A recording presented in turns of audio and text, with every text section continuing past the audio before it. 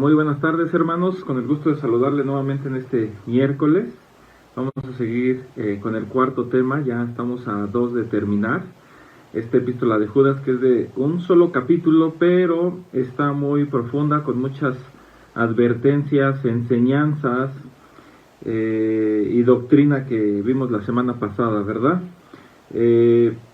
Fíjese que nada más el capítulo 1, nosotros vamos ahorita en el versículo 5 y 6, que es el que vamos a tratar en este momento, pero pues prácticamente toda la epístola de Judas es lo que les había comentado en el primer mensaje, que nos habla de las falsas doctrinas y falsos maestros, y en todo el capítulo de Judas nos va a hablar justamente de cómo es una falsa doctrina y estos falsos maestros, cómo se mueven, cómo caminan, cómo pueden verse como piadosos, pero no lo son. Podemos aquí ver hasta de los ángeles caídos, el juicio de Sodoma y Gomorra. Podemos ver hasta algo bien interesante que no voy a tocar, pero dice el versículo 1:9, nada más para leerlo, dice: pero cuando el arcángel Miguel contendía con el diablo, disputando con él por el cuerpo de Moisés, no se atrevió a proferir juicio de maldición contra él, sino que él dijo: el Señor te reprenda. Fíjese que el arcángel Miguel quería sacar el cuerpo, o más bien dicho, sacó el cuerpo de Moisés para presentarlo ya en el Nuevo Testamento, cuando fue la transfiguración que se le presentó al Señor Jesús, Moisés y Elías. En ese momento el cuerpo se necesitaba de Moisés. Entonces, por esa razón, Cristo dice en el Antiguo Testamento, en el Pentateuco, que Él enterró a Moisés y Él mismo, por el arcángel Miguel, lo desentierra, porque lo iba a necesitar, repito, para la transfiguración en el monte. Y 2, porque en los últimos tiempos, en el Apocalipsis, acuérdese que Judas es un libro antes de los juicios de Apocalipsis, se va a necesitar otra vez ese cuerpo, porque los dos olivos, los dos testigos, que es Moisés y Elías, van a venir a la tierra otra vez. Entonces, tan así es importante que dice la Escritura que Satanás no les ha encubierto nada. Es más, dice que Satanás es más sabio que Daniel.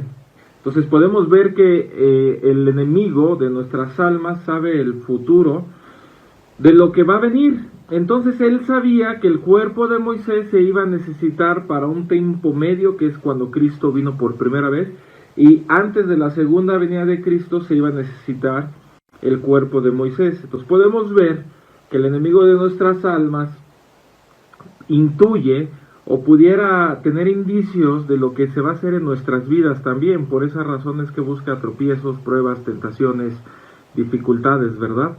Para que no lleguemos a dar en el blanco.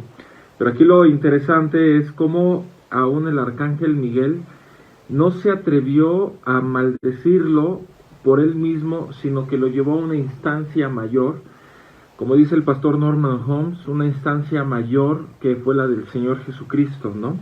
Por eso dice aquí: el Señor te reprenda. Él no le dijo yo te reprendo, sino él sabía la autoridad que él tenía, pero sabe el arcángel Miguel que hay una autoridad mayor. Entonces, así es como nosotros debemos de actuar, sabiendo que tenemos una autoridad mayor que la nuestra. Por eso es que terminamos siempre nuestras oraciones en el nombre de Jesucristo, porque esa es la autoridad mayor de todo el universo. Entonces esa es la razón por la cual también nosotros terminamos así nuestras oraciones, ¿verdad, hermanos? Y bueno, ya ahí podemos ver un poquito de lo que toca el libro de Norman Holmes acerca de Elías con el arcángel Miguel, tema que se tocó también el día domingo en la iglesia, que tocó el pastor Andrés, que podemos ver un poquito de ello, ¿verdad? Pero bueno, vamos a entrar al capítulo, al versículo 5 y 6. No, más quiero recordarlos ya que una vez lo habéis sabido, que el Señor, habiendo salvado al pueblo sacándolo de Egipto, después destruyó a los que no creyeron. Fíjese, ya sabemos, dice aquí, que ya el Señor Jesús al pueblo de Israel los saca de Egipto, y a los que no creyeron, una vez redimidos, una vez que pasaron por la sangre pascual, los destruyó. Fíjese, a estas personas que pasaron por la sangre pascual, Los destruyó, ¿por qué? Porque no creyeron, siempre dudaron, siempre tentaron, siempre renegaron. Fueron personas que siempre estuvieron apuntando contra el líder, contra Moisés, contra Dios. Siempre hubiéramos muerto allá había mejores cosas. Entonces no creyeron y fueron 10 veces las que tentaron al Señor Jesús, y por eso no pudieron permanecer en el pueblo, no pudieron permanecer, y esta es la enseñanza para nosotros, como dice el Evangelio de Juan 15, 5 y 6. Evangelio de Juan, capítulo 15, versículos 5 y 6, dice: yo soy la vid, vosotros los pámpanos, el que permanece en mí y yo en él, este lleva mucho fruto, porque separados de mí nada podéis hacer. El que en mí no permanece será echado fuera como pámpano y se secará, y los recogen y los echan en el fuego y arden. Una persona que no cree es un incrédulo, y como dicen en varios versículos del Señor Jesús en los evangelios, es echado afuera con los hipócritas, es echado fuera con los incrédulos. Entonces es bien importante creerle las promesas que Dios nos ha hecho a nosotros y lo que Él está escribiendo, los que escribió en nuestro corazón y en la Biblia. Él nos dice que van a venir tiempos muy difíciles, que tenemos que prepararnos, que tenemos que confiar en Él, que tenemos que caminar en poder, que tenemos que caminar en la provisión divina. Entonces eso es algo que debemos de creer. La situación, como les comentaba en el tema antepasado, aparentemente se viene muy, muy complicado por cuestiones de falta de alimentos, de suministros fósiles como el gas, como el petróleo, y eso es una onda expansiva que viene muy fuerte para acá. Lo hemos visto en la subida de los precios. Entonces nosotros, para contender con esto, debemos nosotros caminar en poder, caminar en sus promesas, sabiendo que Él es quien nos guarda, quien nos cuida, pero caminar sobre todo que Él nos va a redimir de este mundo, porque así como dice el versículo 5, salvado al pueblo sacándolo de Egipto, o sea, a nosotros Dios nos va a librar, pero aún así tenemos que seguir continuando creyendo y creyendo en Él. Y más importante que creer es amar lo que Él está diciendo, no solamente, bueno, yo creo, sino amar lo que Él está diciendo, ¿no? Atesorarlo y guardarlo. Otro punto bien importante lo vemos también en el versículo 6, dice: y a los ángeles que no guardaron su dignidad, sino que abandonaron su propia morada, los ha guardado bajo oscuridad en prisiones eternas para el juicio del gran día. Fíjese, unos no creyeron, que fueron el pueblo de Israel, y el otro fueron los ángeles que no guardaron su dignidad. Ellos pecaron en la misma presencia del Padre y no guardaron esa dignidad, esa santidad que ellos habían tenido. Entonces, por no guardarlo, los puso en prisiones. Y aquí podemos ver algo así en Mateo 7, 21, 23. Mateo 7, 21 y 23. No todo el que me dice Señor, Señor entrará en el reino de los cielos, sino el que hace la voluntad de mi Padre que está en los cielos. Muchos me dirán en aquel día: Señor, Señor, ¿no profetizamos en tu nombre, y en tu nombre echamos fuera demonios, y en tu nombre hicimos muchos milagros? Y entonces les declararé: nunca os conocí, apartados de mí, hacedores de maldad.